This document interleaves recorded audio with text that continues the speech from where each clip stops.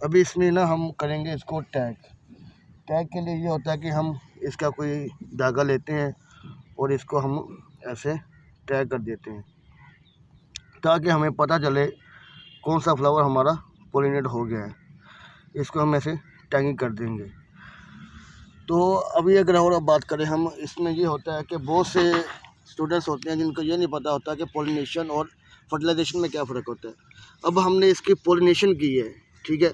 जब एंथर का स्टिग्मा के ऊपर आ जाना ये पॉलिनेशन है, लेकिन जब एंथर मिलता है एग के साथ उसे हम कहते हैं फर्टिलाइजेशन। तो पॉलिनेशन का है एंथर्स का ऊपर आ जाना, और जो फर्टिलाइजेशन होती है वो जब एंथर्स एग के साथ मिल जाता है, उसमें जो पोलन होता है एंथर के ऊपर पोलन जो होता है ना, वो जब मिलता है उसे हम कहते हैं फर्टिलाइजेशन। तो पॉलिनेशन और चीज़ है, फर्टिलाइजेशन और चीज़ है, इसे हम कहते हैं क्रॉस पॉलिनेशन। जज़ाकल्लाह। अस्सलाम।